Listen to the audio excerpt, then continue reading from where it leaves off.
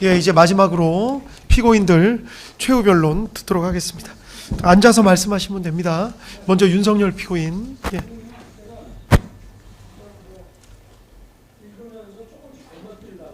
예, 알겠습니다. 예.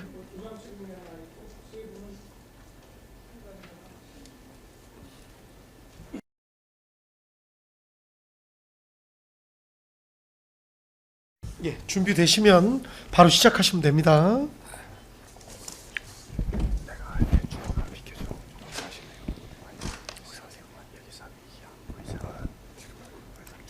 존경하는 재판장님, 그리고 재판부 판사님, 1년 가까운 긴 시간 공정하고 현명한 소송 지휘로 충실한 심리를 해주셔서 깊이 감사드립니다. 불과 몇 시간의 계엄, 아마 근현대사에서 가장 짧은 계엄일 텐데 이것을 내란으로 몰아서 국내 모든 수사기관들이 달려들어 수사를 했고 또 초대형 특검까지 만들어서 수사를 했습니다. 임무에 충실했던 수많은 공직자들이 마구제비로 입건되고 또 구속도 되고 또 무리한 기소도 남발됐습니다. 현대 문명 국가에 이런 역사가 있었나 싶습니다. 숙청과 탄압으로 상징되는 광란의 칼춤 속에서도 법과 원칙에 따라 중심을 잡고 재판을 이끌어 주신 재판부의 노고에 경의를 표합니다. 어느 방송인은 방송으로 전국에 전 세계에 시작한다고 알리고 2-3시간 만에 국회가 그만두라고 그만두는 내란을 보셨습니까? 총알 없는 빈총 들고 하는 내란 보셨습니까? 라고 말했습니다. 이 말이 지난 1년간 이 나라를 휩쓴 광풍의 허상을 상징적으로 보여준다고 생각합니다. 이 사건 공소장은 객관적 사실과 기본적인 법 상식에 맞지 않는 망상과 소설입니다. 저도 과거 26년간 수사와 공판을 담당했지만 이렇게 지휘 체계도 없이 중구난방으로 여러 기관들이 미친 듯이 달려들어 수사하는 것은 처음 봅니다. 지휘 체계도 없고 무조건 내란이라는 목표로 수사가 아닌 조작과 왜곡을 해왔습니다. 우리나라를 오래전부터 지배해온 어둠의 세력들과 국회에서 절대 다수 의석을 가지고 있는 민주당의 호루라기에 맹목적으로 달려들어 물어뜯는 이리떼들의 모습이라는 생각이 듭니다. 이런 이리떼들의 내란물이 먹이가 된 바로 그 비상계엄령을 저는 2024년 12월 3일 밤 10시 30분경에 선포하였습니다. 반국가 세력, 체제 전복 세력, 외부 주권 침탈 세력과 연계하여 거대 야당 민주당이 거짓 선동으로 여론을 조작하고 국민과 정부 사이를 이간질하며 반헌법적인 국회 독재를 벌이고 헌정을 붕괴시키고 국정을 마비시켜 나라가 망국의 위기에 처하도록 했습니다. 저는 대한민국의 독립과 국가 계속성, 헌법 수호에 막중한 책무를 이행해야 하는 대통령으로서 이러한 국가 비상사태를 주권자인 국민에게 알리고 이를 극복하는 데 함께 나서 주십사 호소하고자 비상계엄을 선포했습니다. 나라의 위기가 초래된 상황이 바로 국회입니다. 그렇다면 다른 방법이 없습니다.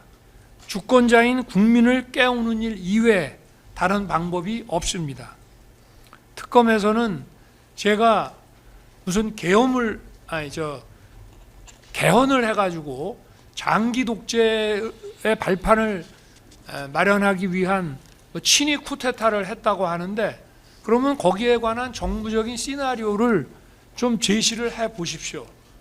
개헌을 어떻게 하며 그리고 보통은 과거에 이런 그 소위 쿠데타성 장기 독재 내지는 권력 장악에서의 이 개헌이라는 거는 국회를 해산시키고 국민 투표로서 밀어붙여서 했지만 오늘날 우리 국민이 이런 국민 투표에 녹록하게 응할 사람이 어디 있습니까?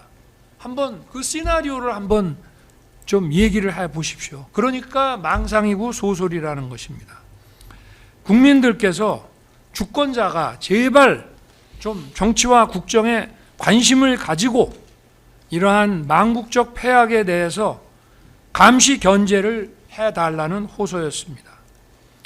국회 경비와 질서 확보를 위해 투입된 소수 병력 중 일부는 비무장 상태로 국회 담벼락 아래 앉아 있었고 일부는 빈총만 들고 국회 마당에 수천 명의 군중에 둘러싸여 폭행을 당했습니다. 누구도 국민을 억압하거나 국회의원들의 계엄 해제 요구 의결을 위한 의사 일정을 방해하지 않았습니다. 본회의에 출석하고자 한 의원들은 대부분 다 들어갔습니다. 계엄 기준시인 밤 11시로부터 2시간 만인 새벽 1시 3분에 190석의 찬성으로 계엄 해제 요구가 신속하게 아마 전 세계에서 가장 빠르게 의결됐습니다. 특전사 92명과 수방사 15명이 밤 12시 무렵에 국회 경내로 들어갔지만 이미 엄청난 인파가 들어와 있었고 약 4천 명이 넘는 인파에 비해 군은 너무나 소수여서 질서 확보 업무조차 제대로 하지 못했습니다. 뒤늦게 추가 병력이 국회 인근에 도착했지만 바로 계엄 해제 요구 의결안이 통과되자 전 병력은 즉각 철수했습니다. 선관위에는 계엄법 7조에 의한 사법행정사무관장 권한에 따라 선거관리 시스템에 보안 점검을 하려고 들어갔지만 시간과 준비 부족으로 서버 장비 사진만 찍고 나왔습니다. 그동안 선거 소송에서 가짜 투표용지가 다량 발견됐고 불과 1년 전인 23년 하반기 국정원의 보안 점검 결과 선관위는 국가기관이 갖춰야 할 기준에 현격히 미달하고 외부 해킹에 무방비한 심각한 상황이 드러났기 때문입니다. 이제는 국민들도 이런 사실을 다 알고 계십니다. 선거제도는 대의민주주의의 통치 질서를 형성하는 핵심적인 제도이고 민주주의의 역사는 바로 투표권 쟁취의 역사입니다. 자유민주국가에서 선거 관리는 투명성과 공정성이 확실하게 담보되어야 합니다. 그럼에도 불구하고 선관위가 투명하고 공정한 검증을 거부하고 있었기에 선거관리의 중요성과 국민적 관심을 고려해서 점검하도록 한 것입니다. 공정한 선거는 국민 통합의 기초가 됩니다. 당연히 국가 안보와 번영의 주축도림은 더 이상 설명할 필요가 없습니다. 이들이 국헌을 문란하게 했습니까? 폭동을 일으켰습니까? 아까 얘기한 것처럼 개헌을 통해서 장기 집권을 하려고 그러면 결국은 국회를 해산해야 되는데 국회를 해산하거나 또는 국회가 준영구적으로 기능이 정지되도록 할 만한 어떤 계획을 세우거나 한 것이 없습니다. 또 폭동이라고 하는 것은 그러한 국헌 문란의 목적에 쓰이는 폭동이어야 되는데 그런 폭동 자체가 없었습니다. 이 내란이라는 것은 뭐 집합범죄이기 때문에 누가 뭔 짓을 하든지 간에 다 똑같이 책임을 진다. 맞습니다. 그러나 기본적인 이 국헌 문란과 이 폭동이라고 하는 이 범죄의 고의는 같이 가지고 있어야만 되는 것입니다. 여기에 가담했다고 하는 오늘 이 자리에 있는 이 피고인들도 이런 고의가 전혀 없는 사람들입니다. 국헌문란의 고의도 없고 뭐 초과 그 주관적 요소라는 목적도 없을 뿐 아니라 폭동한다는 의식도 없는 사람들입니다. 예를 들어서 어느 장군이 반란을 일으켜서 권력을 잡고 국토를 참전하고 정권을 잡겠다고 하는데 그 장군을 쫓는 군인들이나 민간인들이 있다면은 그 사람들은 거기에 다 가담한 사람들이라고 봐야죠. 그러나 대통령이 헌법에 따라서 내린 비상계엄에 대해서 그 계엄 사무를 맡았거나 지원 업무를 했다고 해서 이렇게 얘기하는 것은 그건 그야말로 망상이고 소설일 뿐입니다. 계엄 선포 시부터 해제 시까지 6시간 걸렸습니다. 새벽에 계엄 해제를 위한 국무회의를 소집하는데 시간이 좀 지체됐습니다. 국회의 계엄 해제 요구 결의안이 통과됐는데 대통령이 국방부 지하에서 국회법 책이나 보고 앉아가지고 국무회의 소집을 태만히 했다 하는데 그렇지 않습니다. 비서실에서 벌써 국무회의 소집을 시작했습니다.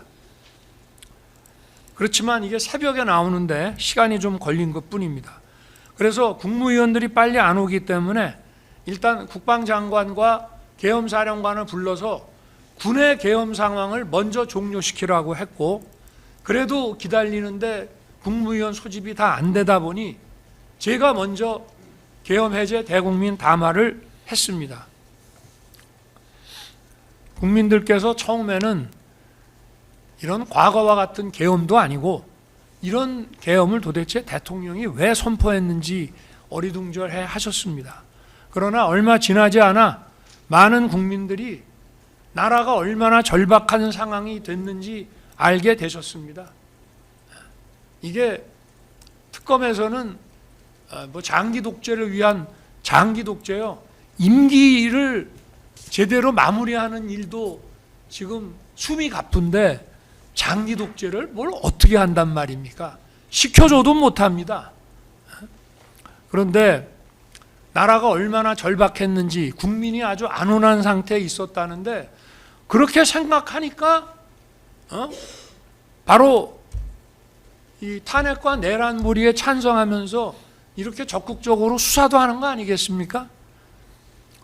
제가 탄핵 심판에 임하게 됐습니다마는 언론의 이런 편향적인 보도에도 불구하고 과반수 이상의 국민이 탄핵에 반대하셨습니다. 계엄 선포의 불가피성에 공감했기 때문입니다. 저는 지금도 많은 국민들께서 말씀을 하시는 분도 있고 안 하시는 분도 계시지만 마음속으로는 많은 분들이 여전히 그런 생각을 하고 계신다고 생각하고 있습니다. 12.3 비상계엄은 과거 권위주의 정부 시절에 그런 계엄과 같이 국민을 억압하는 군사 행정 독재가 아니라 자유와 주권을 지키고 헌정을 살리기 위한 것입니다. 저를 탄핵 인용한 헌재 재판소, 헌법재판소조차도 앞에서 이미 인용이 됐지만 행정부 수반이자 국가 원수인 대통령이 야당 전횡으로 국정이 마비되고 국익이 현저히 저해되어 가고 있다고 인식해서, 국익이 현저히 저해된다는 것은 핵심 국익을 계속 저해한다는 건 뭡니까? 애국 세력입니까? 반국가 세력입니까? 이런 상황을 타개해야 한다는 막중한 책임감을 느끼게 된 것으로 보인다. 그래서 계엄 선포, 그리고 그에 수반한 조치, 그 수반한 조치가 뭡니까? 국회에 질서유지 병력을 투입하고 선관위에 보안 점검 인력을 투입한 것이 계엄 선포에 수반한 후속 조치입니다. 딱 두 가지 했습니다.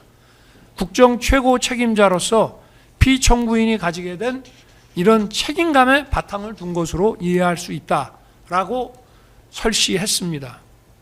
계엄에 반대하든 찬성하든 이것은 폭동과 국헌문란하고는 관계가 없다는 얘기입니다.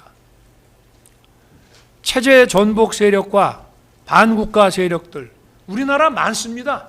없습니까? 엄청나게 많습니다.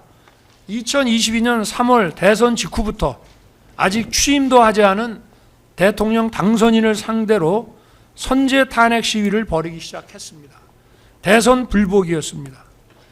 10.23 비상계엄 선포 전까지 무려 178회의 퇴진 탄핵 시위가 지속적으로 이어졌고, 적의 적은 같은 편이다라고 해서 이 집회에는 거대 야당인 민주당 인사들도 연단에 섰습니다.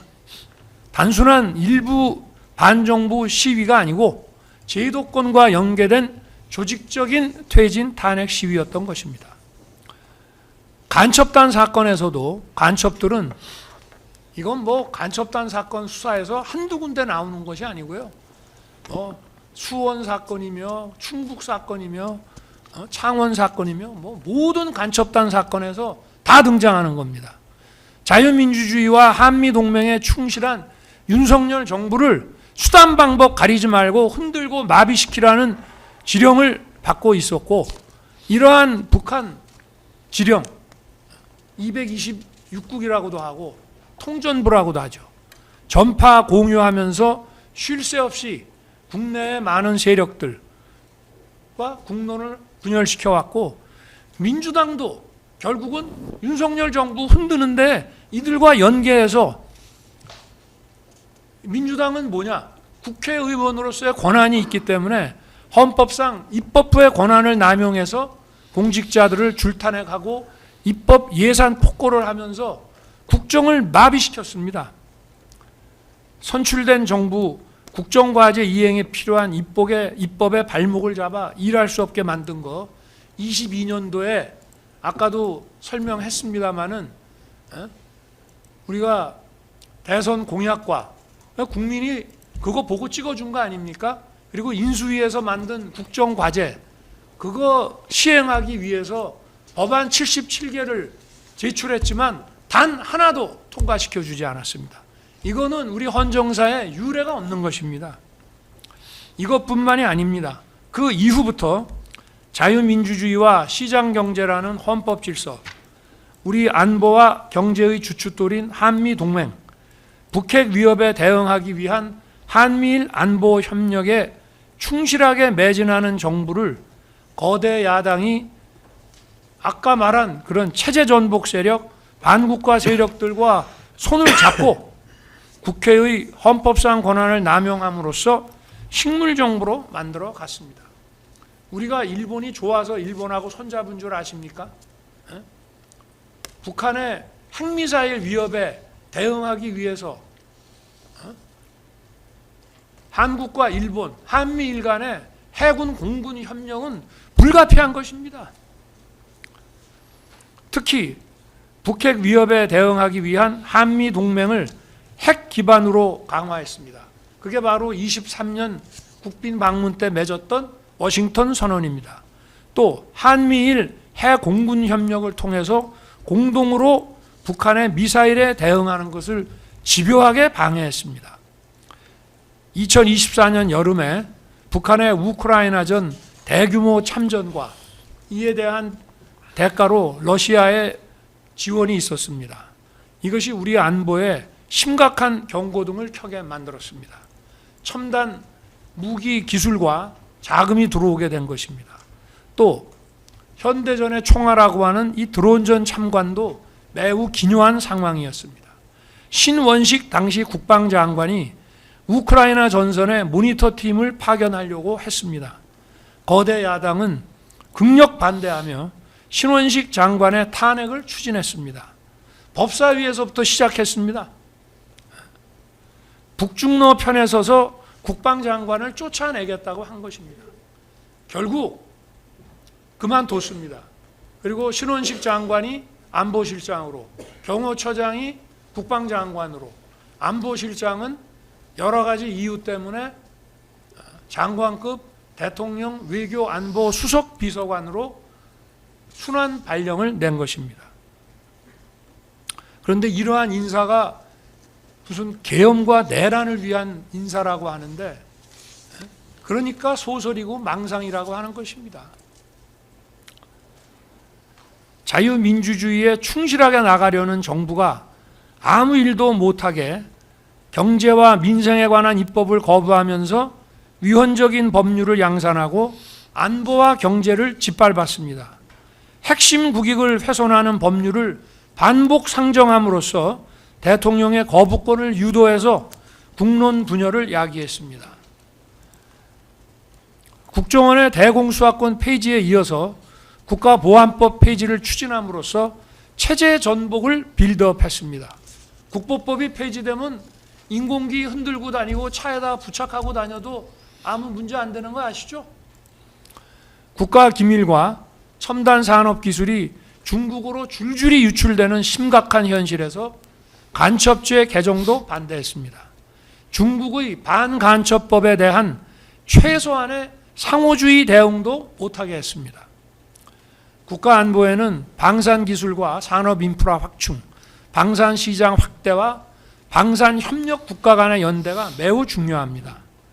거대 야당이 장악한 국회는 방산 수출에 국회 동의를 받으라는 법안을 추진해서 자유진영 국가들과의 안보 협력에 칼을 들이대고 북중러가 반대하는 방산 수출에 제동을 걸고 방산기술 보완을 위태롭게 했습니다. 지금은 방산 수출할래도 쉽지 않습니다. 우리 방산 수출하는 이 무기의 핵심 기술들이 대부분 미국 겁니다. 미국이 오케이 안 해줍니다. 지금은. 핵심적인 안보 예산에 대한 거대 야당의 폭거를 보면 기가 막힙니다. 북한의 핵과 미사일 공격에 신속하게 대응하기 위한 감시 정찰 자산과 미사일 방어 요격 시스템 사업 예산을 대폭 삭감해서 사업 추진이 불가능하게 만들었습니다. 북핵과 미사일에 대한 확실한 대응은 안보뿐만이 아니라 국가 위험도를 줄임으로써 투자 유치와 경제 활성화에 매우 기여한 것입니다. 또 국방 인력의 허리에 해당하는 부사관과 초급 간부에 대한 열악한 처우로 이 사람들이 전부 퇴직을 합니다. 이건 매우 중요한 일입니다. F-35 몇 대 가지고 있는 것보다 이런 전문성 있는 인력을 장기 근무로 유도하는 것이 우리 국방력 강화에 또 국방력이 훼손되지 않게 막는 것에 아주 결정적으로 중요한 것입니다. 이러한 처우 예산도 틀어 막았습니다. 배정된 예산이 국민 세금 부담이 그렇게 큰 것도 아니었습니다. 누구 얘기를 듣고 이런 것을 실행하는 건지 이러한 핵심 예산만 딱딱 집어내서 삭감하는 것에 기가 찰 노릇이었습니다. 치안 예산과 관련해서 대표적인 부분은 마약 수사입니다. 요거 한 가지만 얘기하겠습니다. 치안에 대해서는. 마약 수사를 막기 위한 인건비 삭감과 특활비 폐지입니다. 이거 수백억입니다. 민주당 정부 때에도 마약 수사 조직을 경찰로 일원화했습니다. 이 마약 수사는 관록과 실력 있는 검찰의 마약 수사 조직, 여기 뭐 과거에 검찰 강력부에 계시던 분도 있습니다만은 이 마약 수사 조직이 엄청난 관록을 가지고 있었는데 이거 전부 폐지하더니 이번에는 아예 경찰 수사 예산까지 삭감했습니다. 마약은 미래 세대를 병들게 하는 것뿐만이 아닙니다. 여러분 혹시 초안전이나 하이브리드전 책을 읽어보셨는지 모르겠지만 마약 시장을 장악한 세력은 모든 범죄 시장을 장악합니다. 그래서 초안전이나 하이브리드전의 대상 국가의 정치, 경제, 사회를 장악하게 됩니다. 오늘날 이 수단 방법을 가리지 않는 이 부도덕한 초안전, 하이브리드, 비전투 전략 전술에서 바로 이 마약전에 대한 국가적 대응이 얼마나 중요한 건지 알면서도 일부러 무시하고 있는 것입니다. 왜 민주당은 마약 대응에 이토록 소극적이고 움츠러드는지 이해할 수가 없습니다. 이 마약 수사라고 하는 것은 단순한 마약의 문제가 아니라 이건 국가적 대응으로 확실하게 국가 안보 차원에서 막아야 되는 것입니다. 그러면 이게 도대체 어느 나라 정당이고 어느 나라 국회입니까? 검찰 수사권과 수사활동비 폐지와 아울러서 부패와 금융 사기 사건을 전문성이 부족한 기관에 몽땅 넘기고 반대 세력과 정적을 탄압하기 위해서는 초대형 특검을 만들어서 천문학적인 혈세를 쏟아붓고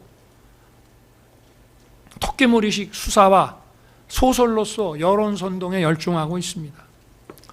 우리 정부 당시에 공직자 줄탄핵은 22건이 발의돼서 일부는 사퇴하고 일부는 소추돼서 직무정지가 됐습니다. 탄핵 심판에는 보통 6개월에서 9개월, 길게는 1년 넘게 걸리는 경우도 있습니다. 후임자 사퇴를 해도 후임자 선정, 인사검증, 청문뿐만이 아니라 조직 장악하는데, 그 다음에 해당 기관 직원들도 새로운 업무 방침에 적응해야 되고 어마어마한 기회비용이 들고 행정이 마비됩니다. 검사들 탄핵도 많이 했죠. 이거 위축돼서 이런 수사사법 업무하기 어렵습니다. 그리고요, 저도 검찰에 있을 때 징계도 받아보고 3번이나 징계를 받았습니다. 제가 수사를 하다가. 그런데 이 검사에 대한 압박은요, 판사도 여기에 대해서 간접적으로 위축되고 압박을 느낍니다. 우리 헌정사 70년간 공직자 탄핵 발의, 특히 소추는 거의 없었습니다. 우리 정부에서만 비상계엄 전까지 22건, 저에 대한 탄핵 결정 전까지는 무려 30건에 이릅니다. 저를 탄핵 소추한 다음에는 총리를 탄핵 소추하고 부총리까지 탄핵하려고 했습니다. 헌법재판관 임명 때문에 그랬습니다. 이게 과연 정상적입니까? 제가 탄핵 소추 결정이 나고 나서 후임 헌재 재판관 임명 때문에 내각을 줄탄핵하겠다고 했습니다. 또 대법원장 탄핵 얘기까지 나왔습니다. 국회에서 다수 의석만 가지면 입법 예산 폭거와 무고한 공직자 줄탄핵을 마음껏 하라고 대한민국 헌법이 허락했습니까? 이것은 분명한 헌법상 권한남용이고 헌법의 정신과 취지에 명백히 위반되는 반헌법적인 것입니다. 그러면 이러한 반헌법적인 국회 독재를 왜 우리 정부를 상대로 이렇게 집요하게 벌였다고 생각하십니까? 자유민주주의 체제, 자유시장경제 체제, 자유진영과의 연대라는 헌법상 지향해야 될 국가 노선을 뒤엎기 위한 것 아닙니까? 체제의 전복을 노리는 거 아닙니까? 감사원장과 서울중앙지검장 탄핵을 추진하는 것을 보고 저는 경악했습니다. 감사원장 최재해 씨는 감사 전문가로 민주당 정부에서 임명한 비정치적인 사람입니다. 당시에 선관위가 벌인 초유의 채용비리 사건, 권익위를 통해서 감사원이 감사를 하고 있었고, 또 민주당 정부 시절 사드 배치 관련 기밀 유출에 대한 감사를 진행해서 검찰에 수사 의뢰를 했습니다. 이처럼 반드시 필요하고 적법한 감사에 대해서 감사원장 탄핵으로 감사원 업무를 방해했습니다. 이런 사정을 보면 선관위와 민주당의 유착, 또 간첩 이적 행위에 대한 민주당의 조직적 비호, 이걸 대놓고 드러내는 것이라고 생각할 수밖에 없지 않습니까? 또 헌법기관장인 감사원장을 탄핵한다는 것은 한마디로 헌정 시스템을 뒤엎겠다는 겁니다. 헌법재판소에서 한 200m 정도 올라가면 감사원이 있습니다. 점심시간에 서로 만납니다. 그런 감사원장을 헌재 탄핵 심판정에 세우겠다는 얘기입니다. 전국의 모든 공직자, 산하기관, 국영기업체, 금융위, 공정위, 금감원 이런 데를 감사하는 감사원장이 무슨 해임 사유가 될 만한 비리가 있는 것도 아닌데 탄핵해서 직무정지를 시킨다면 단순한 감사원만이 아니라 모든 국가 행정과 행정을 적법하고 효율적이게 만드는 공직기강이 도대체 어떻게 되겠습니까? 우리 헌정사는 물론 세계 헌정사에도 초유의 일입니다. 중앙지검은 부패, 경제 등 중요 사건의 50% 이상을 다루는 핵심 수사 사법기관입니다. 자신들의 부패를 수사하는 검사들을 압박하고 줄 세우기 위해 탄핵을 추진하는 것을 보고 이제는 판사를 겁박만 하는 것이 아니고 판결이 마음에 안 들면 판사도 이제 막 탄핵하겠구나 생각이 됐습니다. 이제는 막장까지 온 겁니다. 사법부의 독립은 저는 그렇게 얘기합니다. 자유민주주의의 시작이라고 저는 생각합니다. 사법부 독립이 무너지면 오늘날 베네수엘라 같은 독재국가 보십시오. 어떻게 해서 독재 권력을 만들어냈습니까? 바로 사법부를 장악해서 독재 권력을 만들어냈습니다. 사법부의 독립이라는 것은 자유민주주의의 시작입니다. 저는 검찰에 있을 때도 그런 얘기 많이 했습니다. 검찰의 중립성과 독립이 완벽히 보장된다면 자유민주주의의 완성이고 사법부의 독립은 자유민주주의의 시작이라고. 그런데 탄핵 소추권을 가지고 이런 칼춤을 추고 헌정을 무너뜨리겠다는 것입니다. 우리 대한민국 자유민주주의 헌법은 이런 국회, 이런 의회주의를 허용하고 있지 않습니다. 저는 민주당에서 감사원장과 중앙지검장 탄핵을 추진하는 것을 보고 그때까지는 22년부터 꾹 참아왔습니다. 참아왔고 국회에 가서 모욕적인 대우를 받더라도 참고 가서 예산안 설명도 하고 대국회 연설도 하고 이렇게 했습니다. 들어오지 않는 경우도 많았습니다. 그렇지만 이런 망국적인 국회 독재에 이제는 주권자인 국민을 상대로 비상벨 울릴 수밖에 없다고 생각합니다. 어떻게 가만히 있습니까? 분기별로 하는 식의 대국민 담화? 대국민 담화 그 후에도 많이 했습니다. 계엄 선포한 이후에도. 네.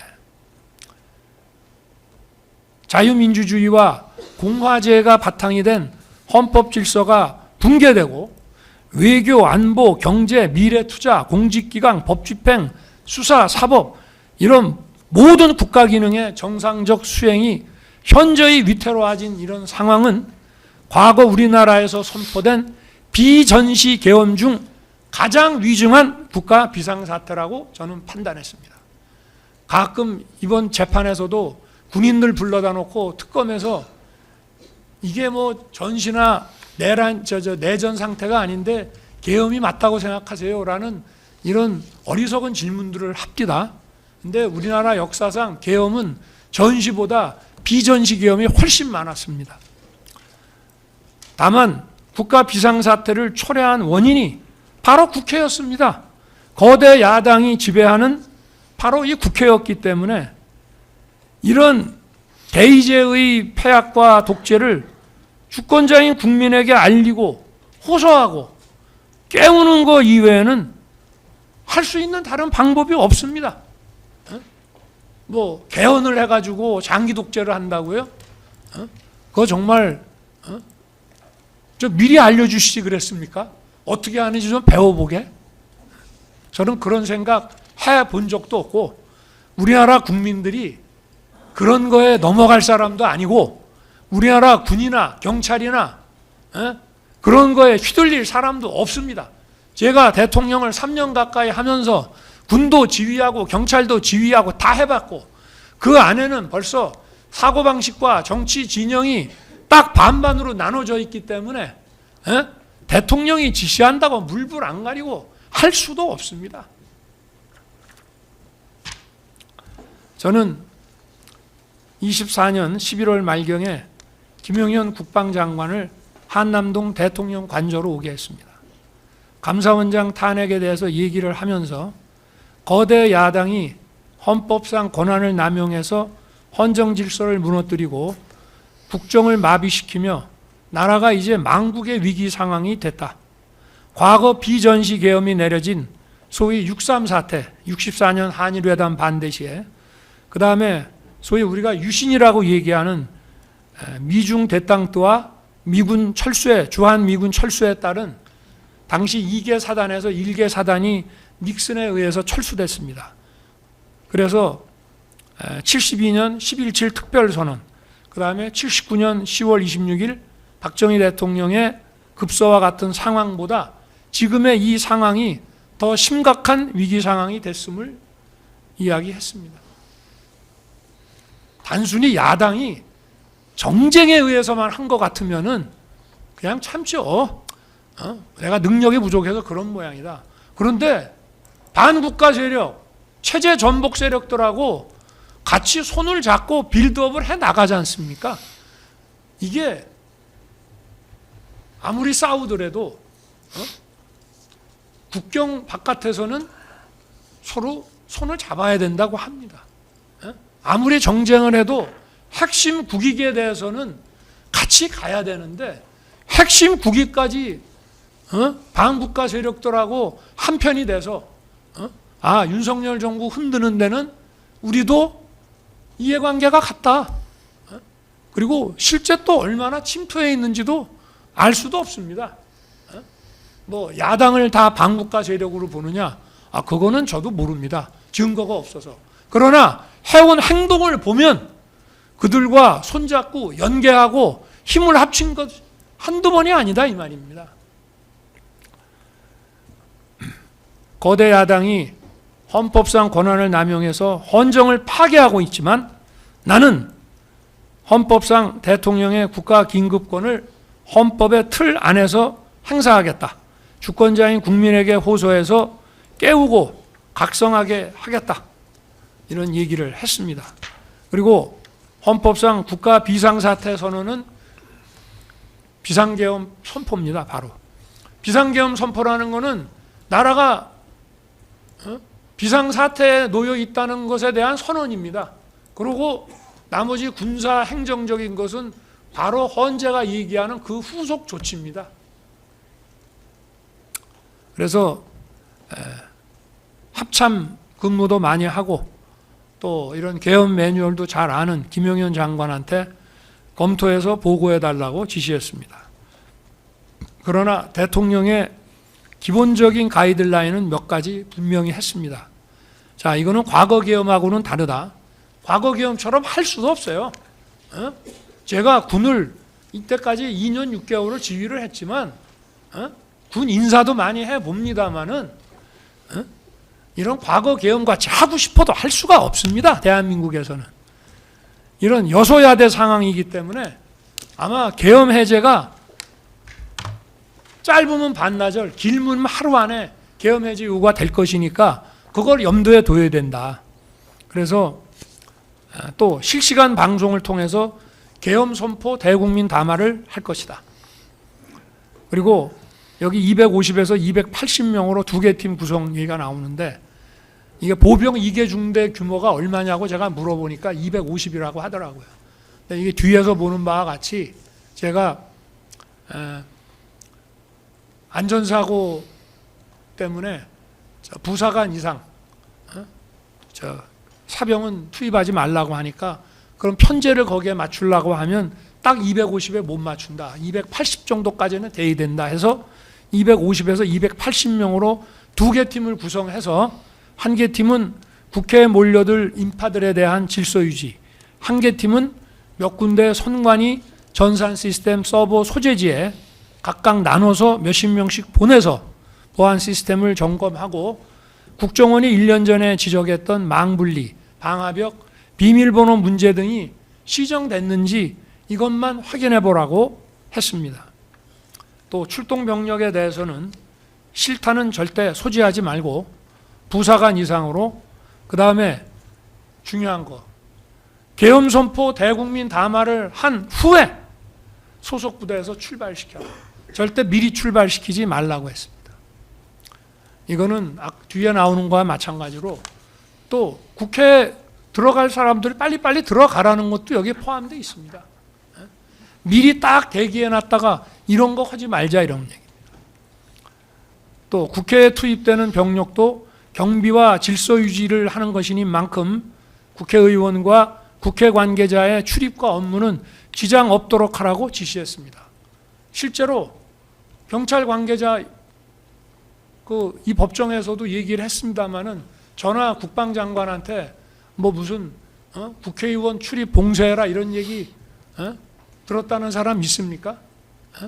저는 밤 11시 15분에 처음에는 이게 원래 국회 게이트라는 거는 생각도 안 했습니다마는 군은 아직 도착 안 하고 사람들은 몰려오니까 경찰에서 아마 질서 확보 차원에서 일시 문을 닫았던 모양인데 서울청장이 아니 법적으로 검토해 보니까 그 국회 관계자들은 신분확인해서 출입시켜야 된다.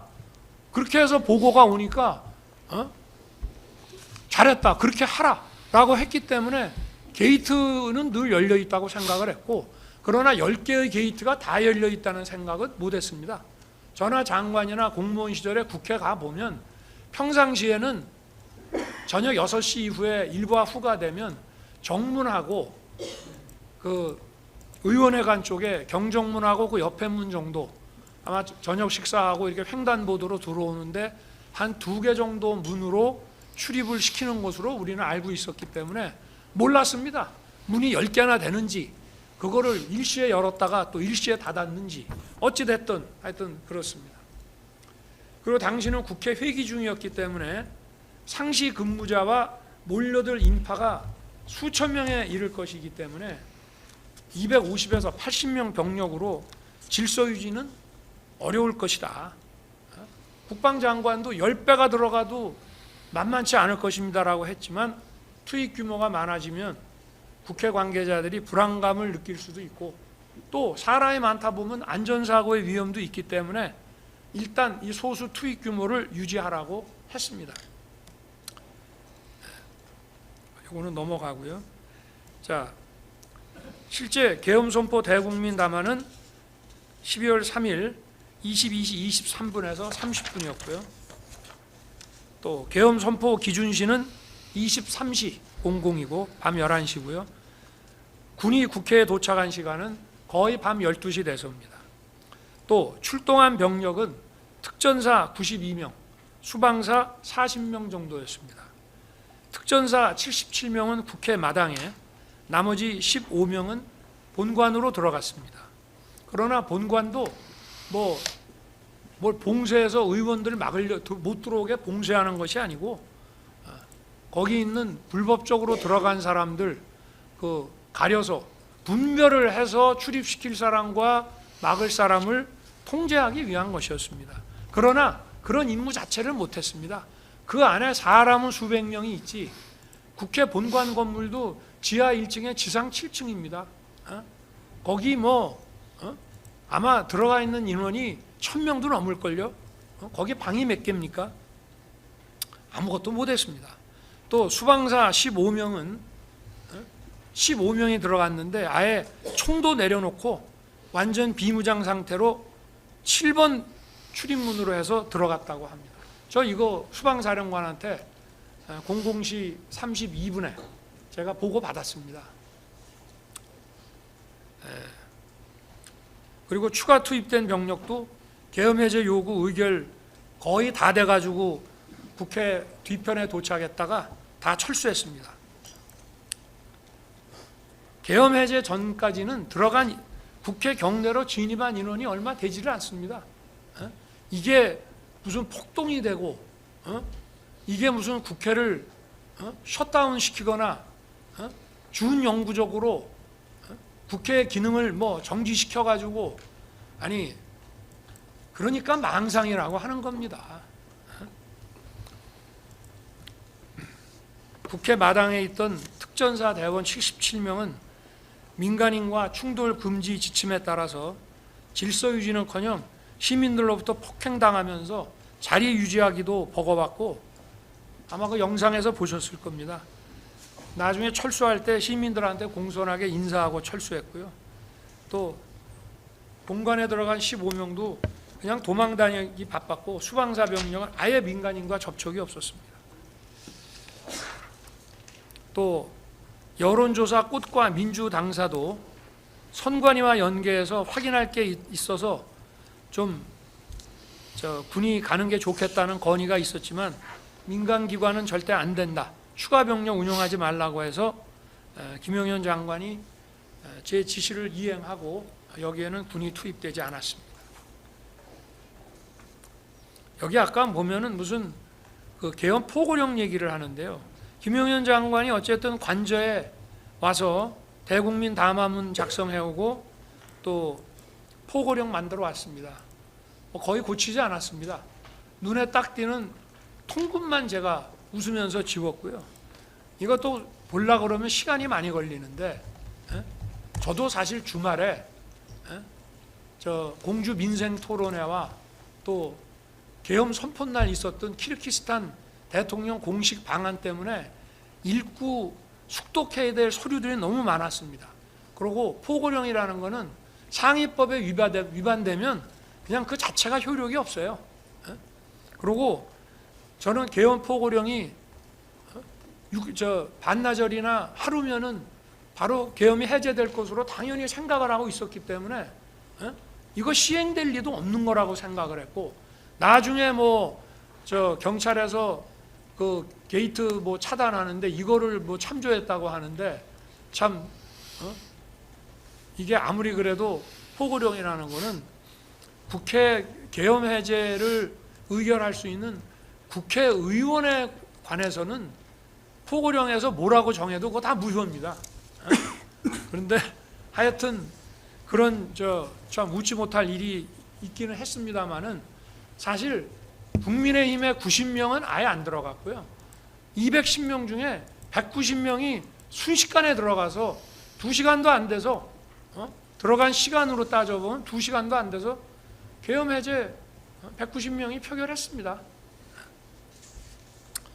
또 국무회의는 뭐 주례 국무회의처럼 하게 되면 어차피 알려지게 되고, 알려지면 혼란이 야기되면 또 병력 투입을 더 해야 될 수가 있기 때문에 병력 투입을 또 더 할 수도 없습니다. 그래서 나중에 그 특전사가 국회 경내에서 시달리는 거 보고 좀 뭐 더 투입을 하라고 했습니다마는 뭐 벌써 투입됐을 때 국회 저 후문 쪽에 왔는데 이미 계엄이 해제돼 가지고 다 돌아갔습니다. 그래서 병력 투입 최소화를 유지하기 위해서 이렇게 이제 했고요.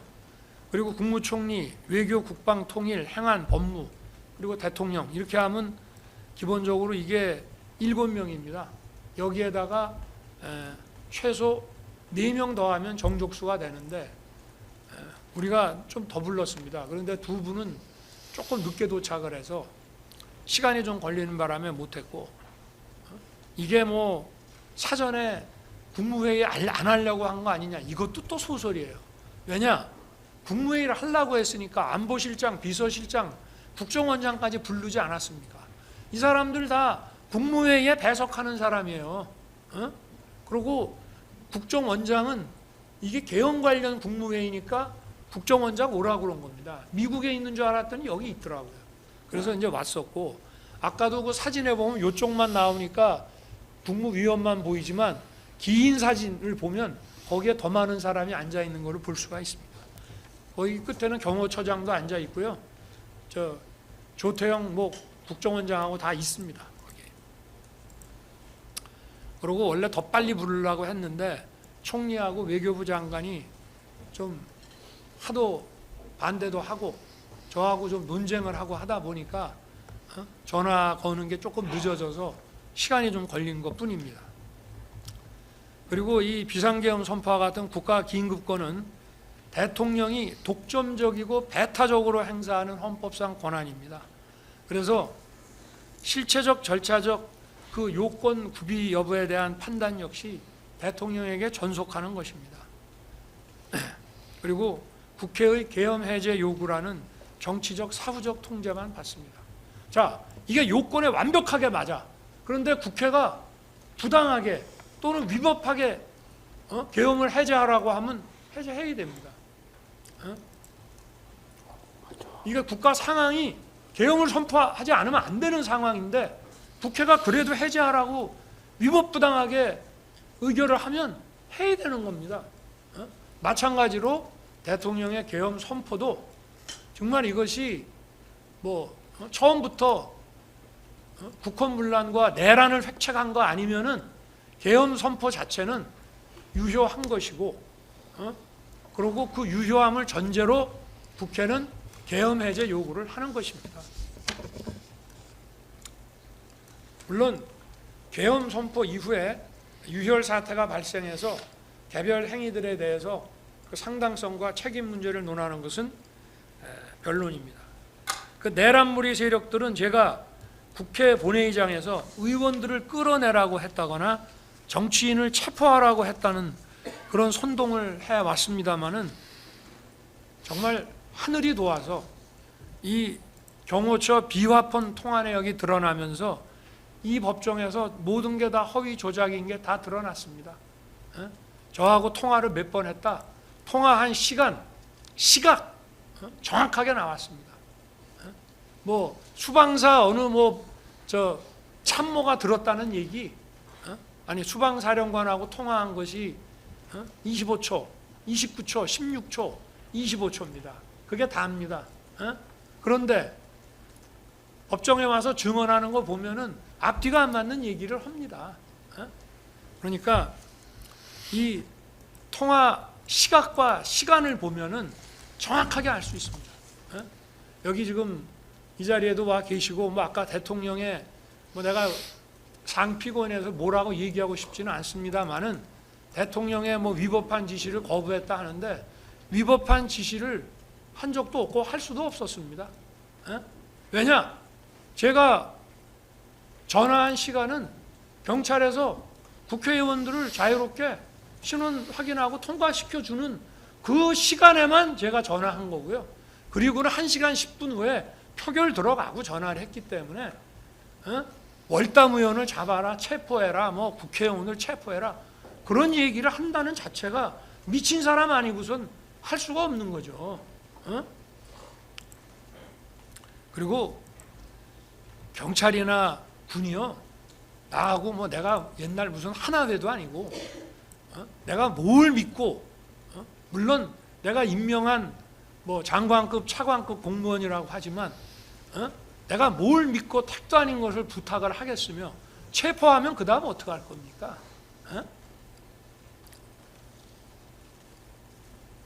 자, 저는 김용현 장관이 그 사령관들한테도 계엄 선포를 알려주지를 못했습니다. 왜 그렇게 했느냐? 제가 12월 2일 월요일 날로 예정된 감사원장 탄핵 발의가 무산되면 계엄 선포도 없는 것으로 하자고 했기 때문에 그렇습니다. 중앙지검장이 탄핵되면 그걸 할 수 없다. 그러나 민주당이 감사원장 탄핵은 대단히 자기들도 부담스러울 것이다. 감사원장 탄핵만 안 하면 그냥 계엄 선포는 없었던 것으로 하자. 왜냐? 준비할 게 없었거든요. 김용현 장관하고 저 사이에 그 선포문 그리고 자기가 그 계엄 매뉴얼에서 본 옛날 그 포고령 그리고 뭐 국무회의 절차가 필요하다는 거 그게 다예요. 그러니까 저하고 관저에 와서 얘기했지만 1시간 이상 대화한 적이 없어요. 실제로 아무 준비한 게 없는데 내 마음 바뀌면 안 하면 되는 것이고 그래서 저 감사원장 탄핵 발의 안 하면 하지 말자 했습니다. 그리고 감사원장 탄핵 발의를 월요일 날 하면 화요일 날 선포한다. 많은 사람들이 그런 얘기를 합니다.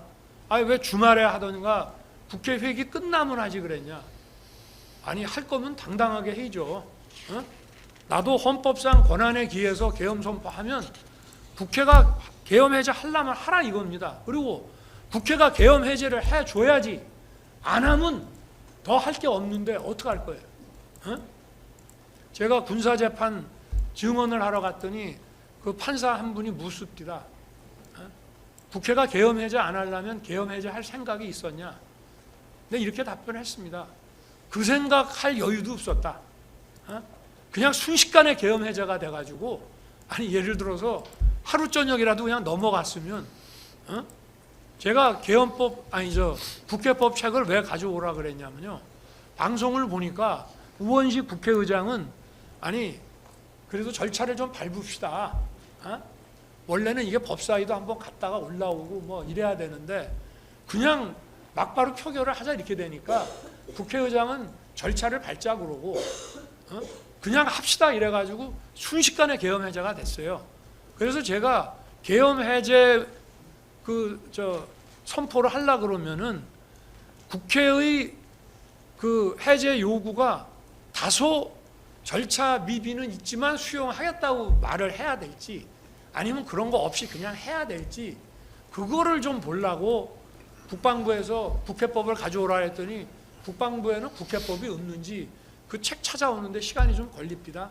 그래서 그냥 사무실에 가서 민정수석한테 얘기를 했더니 민정수석이 금방 검토를 해갖고 와서 절차에 하자는 있습니다만은 그런 얘기 하지 말고 그냥 수용하는 거로 하시죠. 그래서 그러면 담화문을 직접 써라.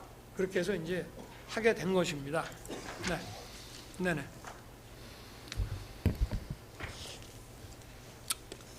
빨리 좀 하겠습니다. 아마 김용현 장관은 저의 그 계엄 선포 대국민 담화 직전 또는 직후에 국회 출동할 특전사, 수방사 또 선관위에 갈 방첩사령관에게 계엄 얘기를 아마 그때 한 것으로 생각이 됩니다. 그러다 보니 사령관들은 그 전에 부하들에게 계엄과 관련한 준비나 지시를 할 수가 없었습니다. 방첩사는 장병들이 휴가 또는 퇴근했다가 언론을 통해서 담화문을 시청하고 부대에 복귀해서 밤 12시가 돼도 간부들의 부대 복귀가 제대로 이루어지질 않았습니다. 수방사는 여기 특전사는 전부 간부 위주입니다. 부사관 이상이고요. 수방사는 장병하고 부사관 이상이 섞여 있는데 부사관 이상은 또 대부분 퇴근을 합니다.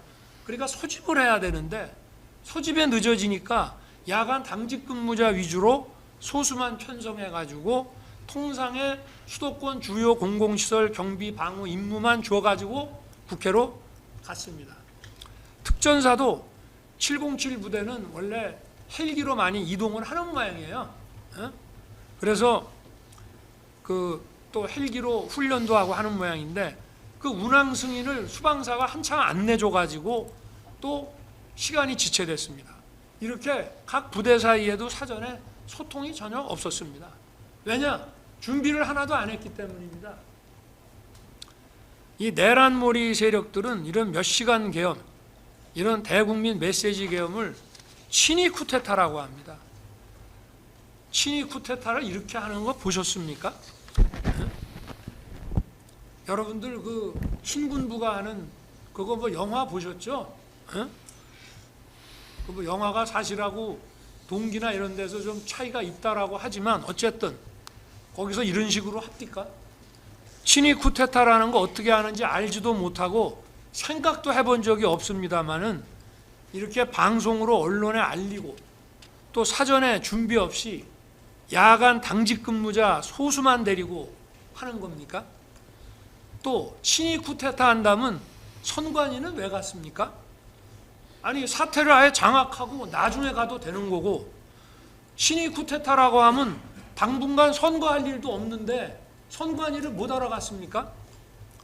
선관위 보안 점검을 통해서 공정한 제도 개선을 추구한다는 것은 선거로 구성되는 헌법기관의 국민 신뢰를 높여서 국헌을 문란하게 하는 게 아니라 오히려 그 반대로 국헌을 더 강화하고 헌정을 지키는 거 아닙니까? 아니 상식이 있으면 생각을 해보십시오. 그래서 망상이라는 겁니다. 국민들이 각자 생계에 바쁘셔서 대놓고 얘기는 안 하지만 상식이기 때문에 다 알고 계십니다. 바보가 아닙니다. 국민들도. 경찰은 참 억울하게 됐습니다.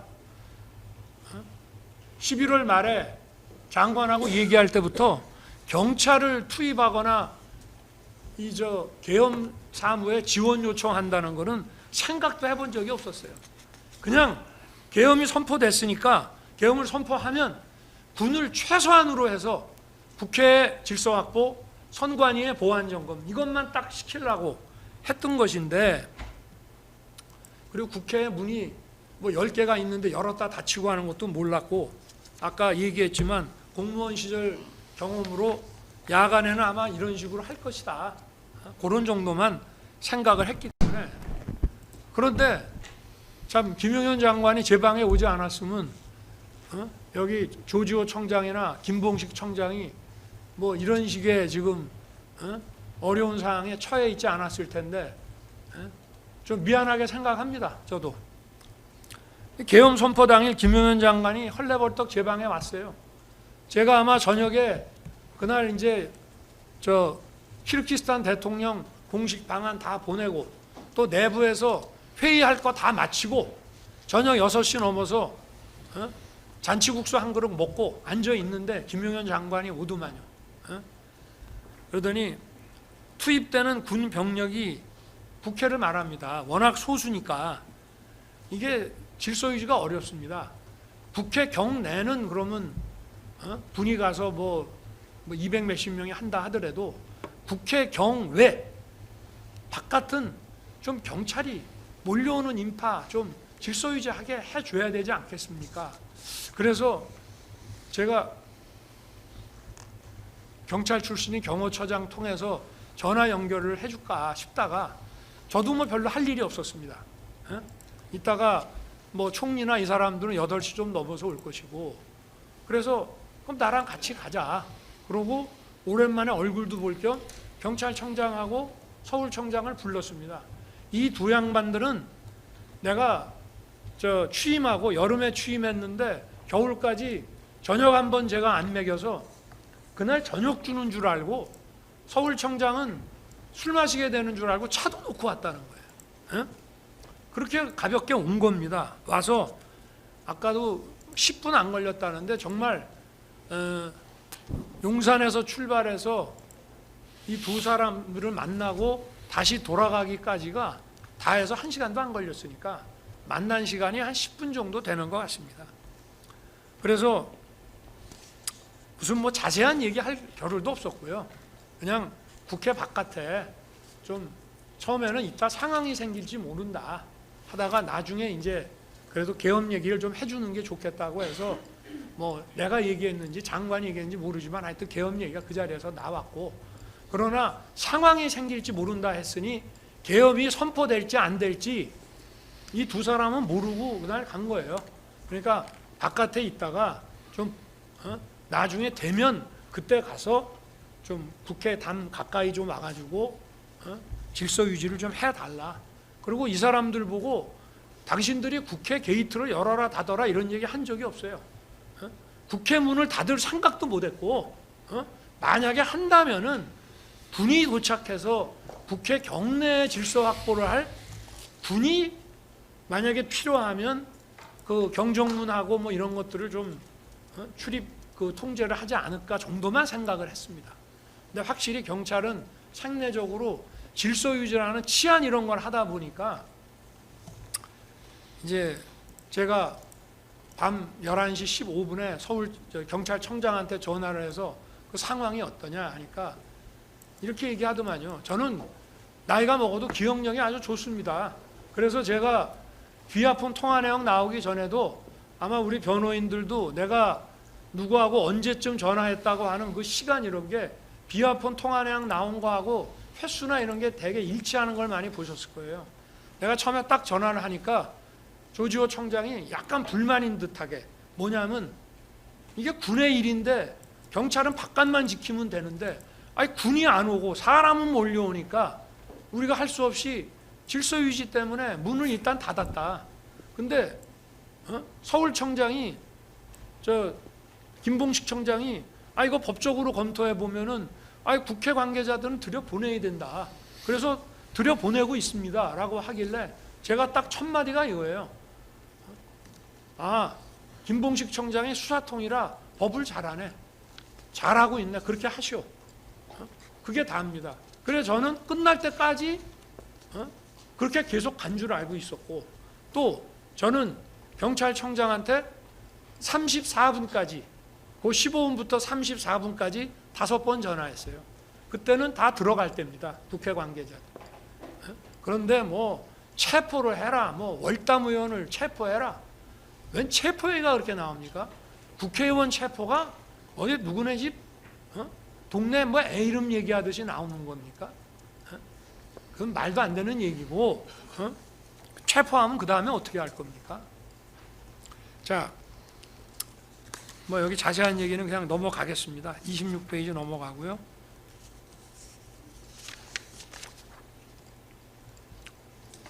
네, 28페이지도 넘어가겠습니다. 이 법정에서 이미 다 신문을 했기 때문에요. 그 다음에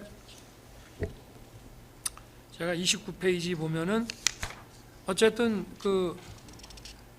계엄 해제 후에 의결 후하고 해제 후하고 조지호 총장하고 김봉식 총장한테 전화해서 경찰이 의원들 출입시키고 초동 조치 잘해서 계엄이 빨리 해제됐다라고 아주 일 잘했다고 격려 전화도 했습니다.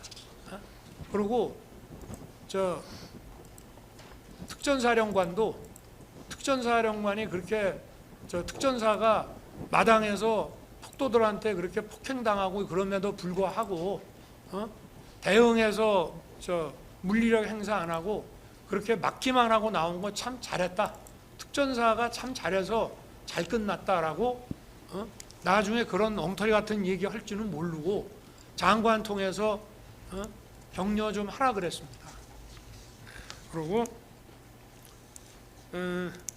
수방사령관에게는 제가 계엄 해제 해제후고 결의안이 통과되기 전에 4번 전화를 하는데요. 그게 23시 33분에 40초 합니다. 그거는 아직 도착 못했다. 가고 있다고요. 그 다음에 00시 32분에 29초 하고 00시 34분에 16초, 00시 36분에 25초 이렇게 12시 반경에 3번 통화를 하는데요. 첫 번째 통화는 아까 같이 무기 다 내려놓고 뭐 10몇 명 들여보냈습니다라는 보고를 받은 거고요. 그 다음에 자기가 자꾸 안으로 들어가려 하더라고, 수방사령관이. 그래서 경찰이 관리하는 문이 있다. 나는 이제 경정문인데 갑자기 경정문 이름이 생각이 안 나서 의원회관 쪽, 그쪽으로 가봐라. 거기 아마 경찰이 관리할 것이다. 라고 얘기를 했고, 또 수방사령관도 이 법정에서 하여튼 무슨 통화를 했는지가 잘 기억이 안 나지만 어쨌든 대통령하고 통화하고 나서 저도 김봉식 서울청장한테 전화한 거 보니까 그 얘기 들은 거는 맞는 것 같습니다. 이렇게 얘기를 하고 있습니다. 제가 이걸 책임을 떠넘기기 위한 것이 아니라 제가 알았으면은 만약에 야, 포고령이고 뭐간에 다 집어넣어 라고 얘기를 했을 거예요. 물론 뭐 210명 중에 190명이 들어갔으니 특별히 못 들어간 사람 빼놓고 대부분은 다 갔다고 봐야 되지만 어쨌든, 그리고 이 법정에서도 수방사령관이 자기가 12시쯤 도착해서 보니까 막 담 넘는 사람들도 경찰이 이렇게 뒤에서 엉덩이 받쳐갖고 넘겨주더라는 겁니다. 자, 수방사령관도 이 법정에서 이런 얘기 했습니다. 당시에 언론에서 가짜 뉴스들이 막 쏟아지고 이 사람은 이렇게 증언했네, 저 사람은 저렇게 증언했네 막 들이대니까 기억이 안 나는 얘기도 막 하게 되는 것 같더라. 그런 얘기도 하고요. 또 사람들은 헌재의 탄핵 인용의 결정적인 증거가 곽종근, 홍장원의 증언, 또 한덕수 총리의 증언, 이런 것을 들고 있습니다. 그런데 헌재 탄핵 심판에서 비하폰 통화 내역과 CCTV 영상이 제시됐다면은 참과 거짓의 증언들이 좀 명쾌하게 분별이 될 수 있지 않았겠나, 그런 생각이 많이 아쉽습니다. 물론 헌법재판소법에도 탄핵 절차법에도 형사재판과 같이 증거 능력 있는 증거에 의해서 탄핵 재판하도록 되어 있습니다. 그런데 그렇게 안 했어요. 헌재의 논리는 탄핵은 일종의 행정 징계 절차이기 때문에 그 법 안 지켜도 된다는 겁니다. 나는 그게 무슨 논리인지 모르겠어요. 법에 엄연히, 헌법재판소법에 엄연히 있는데 이 법은 안 지켜도 되는 훈시조항이라고 얘기하는 것이 어찌됐든 하여튼 뭐 단심이니까. 그런데 다른 공무원도 아니고 전체 국민이 직접 선출한 약 1,800만 표를 얻어서 된 최고의 민주적 정당성을 가진 대통령을 그런 식으로 재판에서 탄핵했다는 것은 참 안타까운 일입니다. 그렇게 생각을 해보니까 왜 계엄 해제를 했는데 바로 그날부터 이런 내란몰이 수사가 이루어졌나 하고 생각을 해보니까 이게 탄핵 심판에서 이런 증거들을 박근혜 대통령 때처럼 이런 증거들을 막 던져서 끌어내리기 위한 게 아니었나 하는 생각이 나중에 시간이 가고 나서 듭니다. 저는 계엄 해제 요구 국회 의결이 있자마자 하여튼 뭐 아까 같이 군을 철수시키고 국무위원 소집을 기다리다가 계엄사령관하고 장관을 불러서 군 계엄 상황을 종료시키라고 했고, 그래서 김용현 장관이 즉시 화상으로 전군 주요 지휘관 회의를 엽니다. 원래 이것도 국무회의 심의를 하고 대통령의 공식적인 계엄 해제 선언이 있어야 군이 계엄 상황을 종료시키는 전군 지휘관 회의를 하는 겁니다. 그러나 먼저 하라 그랬습니다. 그래서 아마 2시에서 3시 사이에 한 거로 알고 있습니다.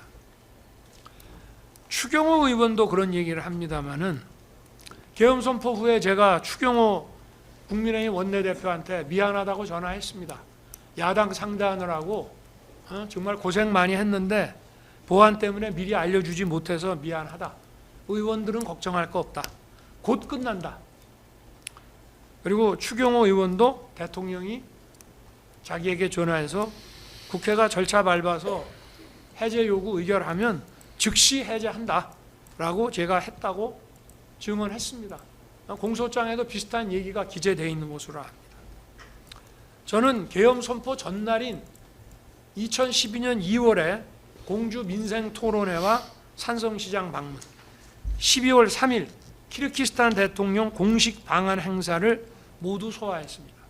이 민생토론회는요, 한 2시간 이상 대통령이 직접 상대해야 되는 거기 때문에 이거 공부 많이 안 해가지고 자료 숙도 안 하고 가면 아주 생방송되면서 망신 떨기 딱 좋은 행사입니다. 거기다가 외국 대통령의 공식 방한은요, 그냥 비즈니스 런치가 아니고 국빈 방문하고 우리가 비용을 다 대주거나 또는 무슨 이런 거 몇 가지만 빼면은 똑같습니다. 소인수 회담부터 뭐 하는 게 똑같아요. 그래서 여기에 대해서도 준비해야 될 게 많은데 이거를 제가 토요일, 일요일, 주말에 이거를 전부 소화를 하면서 시간을 보냈고요. 그러다 보니 김용현 장관이 가지고 온 거 꼼꼼하게 못 본 과오도 있습니다. 네, 다 했어요 이제. 네네. 그리고 이런 공주 민생 토론회와 키르기스탄 대통령 공식 방한 행사장에서 제 모습 언론에 나온 걸 보신 분들은 제가 어떤 긴장감이나 초조함 없이 자연스럽게 이런 것들을 소화했다는 것을 보여주고 있습니다. 키르기스탄 대통령이 2시에서 3시경에 갔는데 또 남아있는 내부 회의도 다 했습니다. 친위 쿠데타를 기획했다면은 이런 행사들을 연기했거나 아니면 계엄 선포일을 다른 날로 잡았을 것입니다. 더욱이 국회 회기 중이고 평일이어서 즉시 국회 본회의가 열릴 수 있다는 점을 생각을 하면 본회의를 무력화시키거나 방해할 의도가 만약에 있었다면 왜 이날 하겠습니까? 바보 아닌 이상이야.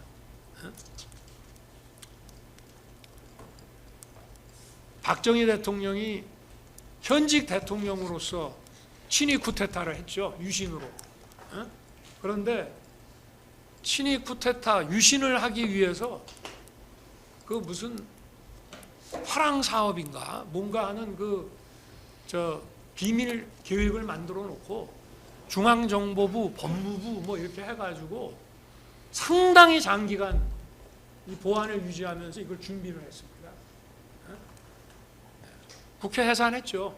그리고 국민투표에 붙여서 유신헌법을 통과시켰고 그 유신헌법이 통과되고 거기에 따라서 72년 연말에 국회의원 선거를 임기 6년짜리를 했습니다. 상당히 장기간 해야 되는 겁니다. 이게.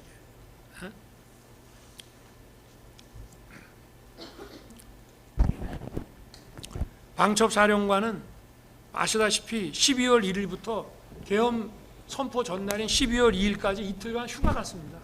이거 뭐 위장 휴가입니까? 아닙니다. 부대원들 역시 퇴근했다가 뉴스 보고 12시가 넘어 들어왔는데 이 법정에서 드러난 사실에 의하면 방첩사는 12월 3일이 내부 인사 발표가 있어서 회식과 음주가 많아서 술 안 먹은 사람 찾기가 어려웠다고 다들 증언하고 있습니다. 그래서 술 먹은 사람 들어오지 말라고 그랬다는 거예요.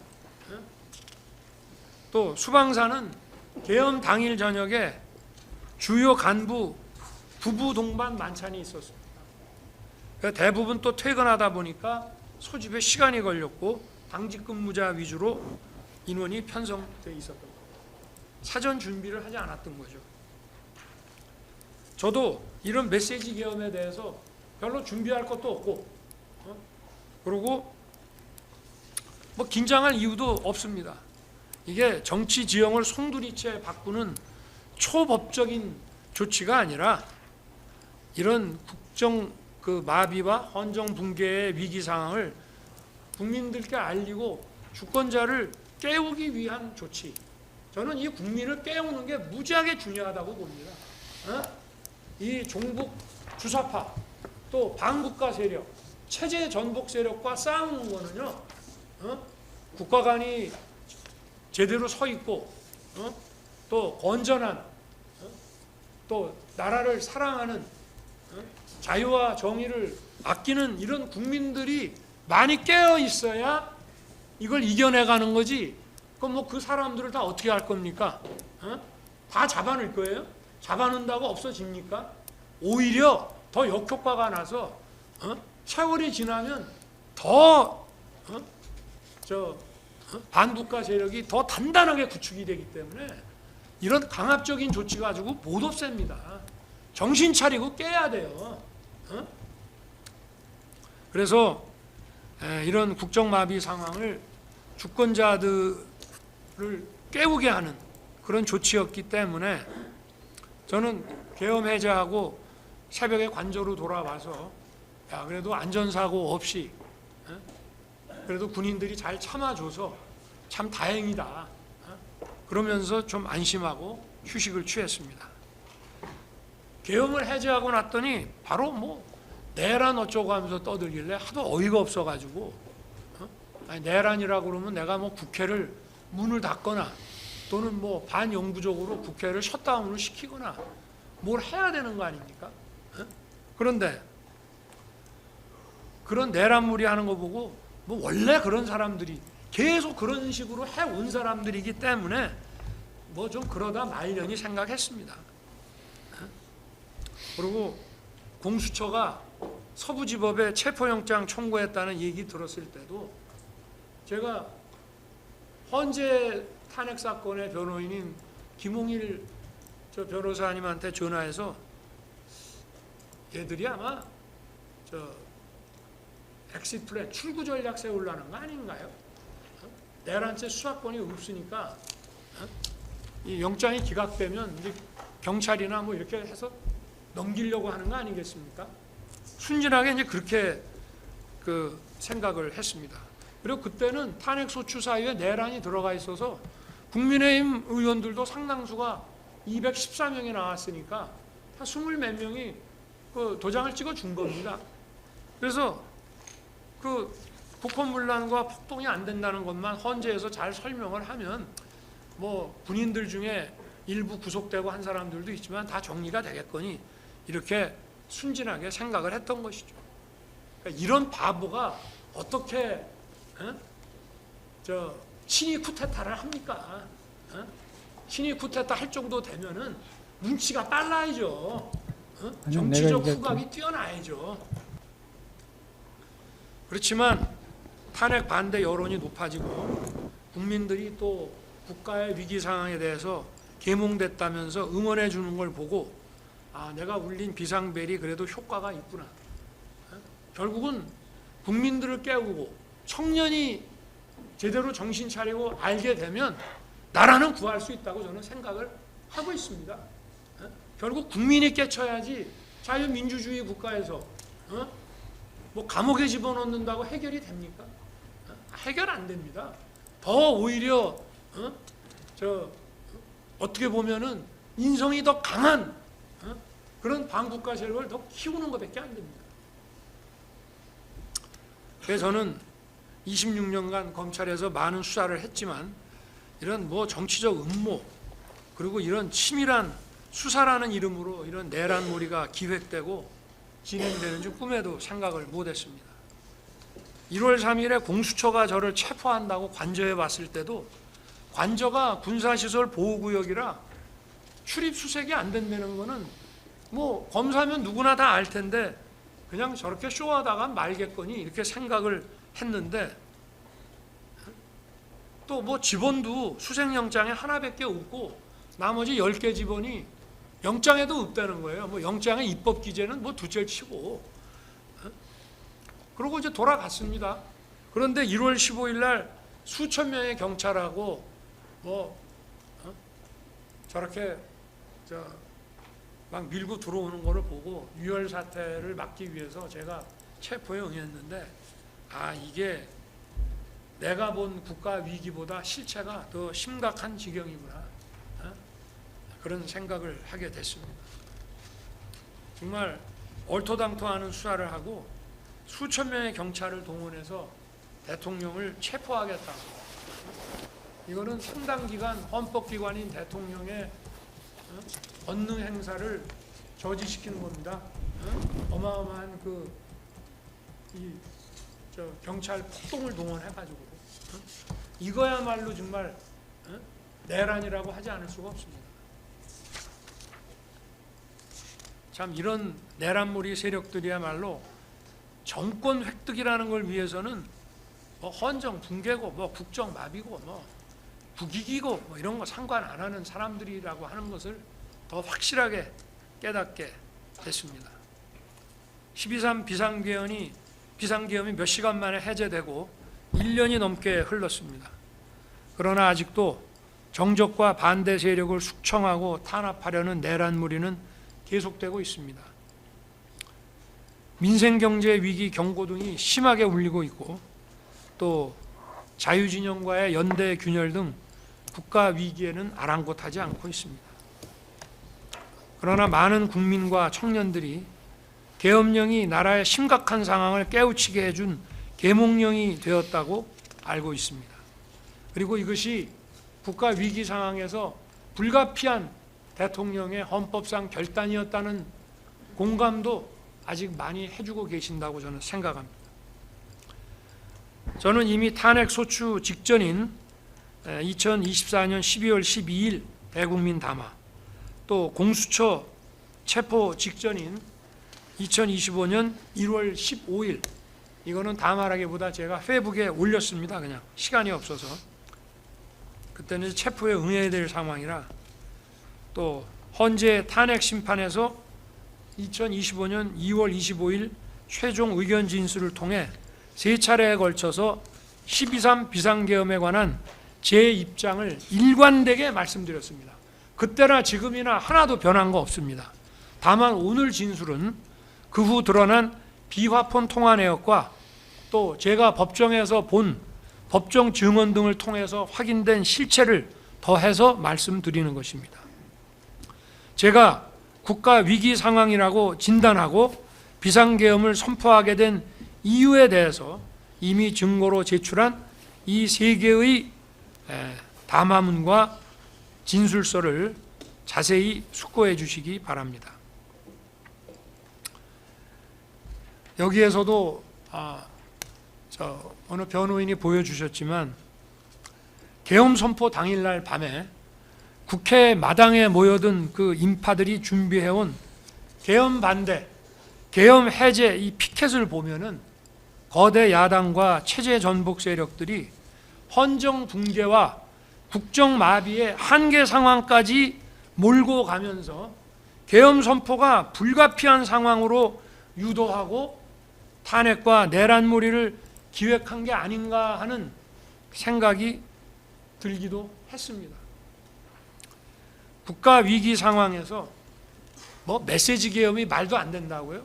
그러면 국민 깨우는 거 말고 다른 할 게 뭐 있습니까? 그럼 그거 안 합니까?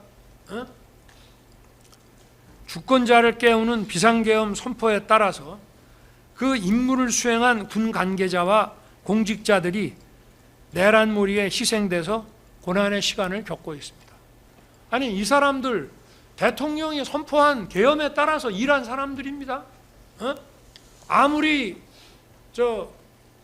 무슨 그 내란죄라는 거는 뭐 집합범죄라 뭐 어떤 한 사람이 한 것도 다 책임져야 된다 하더라도, 아니 기본적으로 북한을 뒤집고 뭐 어디 국토를 잠탈하거나 참탈하거나 참절하거나 또는 헌법기관을 뒤엎어버려 갖고 해산시키고 하는 일에 내가 가담한다, 도와드린다, 어느 장군을 위해서 하는 뭐 그런 생각이 있어야 그 사람들한테 누가 한 거라도 다 똑같이 책임을 지우는 거지, 그런 거 없이 어떻게 하겠습니까? 근데 이 사람들 다 아무 죄가 없습니다. 또 나라를 진정 사랑하고 자유와 정의를 지키려는 많은 국민들과 청년들도 좌절과 고통의 시간을 보내고 있습니다. 안타까운 마음을 금할 수가 없습니다. 모두 제 부족함의 소치입니다. 제가 좀 더 똑똑했더라면 정말 이러지 않았을 텐데, 그런 생각이 많이 듭니다. 제가 너무 순진하지 않았나. 지금 제가 할 수 있는 일을 구치소 안에서 하나님한테 기도드리는 것밖에 없습니다. 고초를 겪고 있는 군 간부, 또 공직자분들, 여기 보니까 민간인도 2분 계시던데 이분들, 또 정직하고 선한 우리 국민들과 청년들 좌절하지 말게 해달라고 하루에도 몇 번씩 기도드리고 있습니다. 하나님의 은총과 축복이 함께 하실 것으로 생각합니다. 그리고 이 나라를 굳건히 지켜주실 것으로 믿습니다. 이 사건이 갖는 헌법적 함의와 대통령으로서 국가 위기 상황에서 헌정 붕괴와 국정 마비를 막으려 했던 엄중한 책임감에 대해서 살펴주시기를 부탁드립니다. 그것은 결코 국헌문란이 될 수 없습니다. 국회를 해산시키거나 국회의 문을 해산에 준하는 장기간의 기능 부전을 시키거나 또는 선관위를 없애거나 장기간 선관위를 어떻게 기능을 못하게 하거나 그럴 의도가 있었다는 거 전혀 없습니다. 아까 무슨 비상 입법기구 국방장관이 안을 만들었으니까 그게 국보위 아니냐? 여러분, 국보위도요 국회 해산하고 만든 겁니다. 국회 해산하고 개헌을 어떻게 할지가 서야 국보위를 어떻게 만들지가 나오는 것이고, 예산 문제는 그건 일도 아닙니다. 기재부 장관한테 줬다는 것은 기재부 일이라고 준 겁니다. 만약에 법률 전문가인 제가 봤으면 벌써 용어부터 이런 거 좀 잘 손을 봤겠죠. 그러니까 그런 거 가지고 국보위라고 얘기하려면 국보위 어떻게 했습니까? 국회 해산하고 했잖아요. 국회를 해산하려면 어떻게 해야 됩니까? 강력한 군권을 가지고 전국을 그야말로 장갑차와 탱크로 평정을 해야 됩니다. 그런 거 시도라도 했습니까? 그러니까 망상과 소설을 그만 쓰라, 이런 얘기를 하고 싶은 것이고요. 그 배희철 변호사가 충분히 설명을 했기 때문에 이 정도 하겠습니다. 고된 일정 속에서 충실하게 늦은 시간까지 또 이렇게 장기간 심리해 주신 재판부에게 정말 감사드립니다. 또 방청과 중계를 통해 사건의 실체를 확인하고 응원해 주신 국민들께도 감사드립니다. 나라를 살리고 헌정을 지키기 위한 대통령의 헌법상 국가 긴급권 행사가 내란이 될 수가 없습니다. 재판부의 현명한 판단을 부탁드립니다. 감사합니다. 아이고 방청석 좀 조용히 해주세요. 예. 아유 다들 기지개 한번 피실까요? 아유 힘드시죠? 어쩌다 보니까 심야까지 하게 됐는데 조금만 이해를 해주십시오. 다시 모이는 것보다 오늘 그냥 이렇게 된 김에 끝내는 게 나은 것 같아서 그런 거니까 뭐 검사님들, 변호사님들, 방청객분들, 뭐 피고인들 좀 부득이한 사정이 좀 있다고 생각을 해주시고 저 이해를 좀 해주십시오.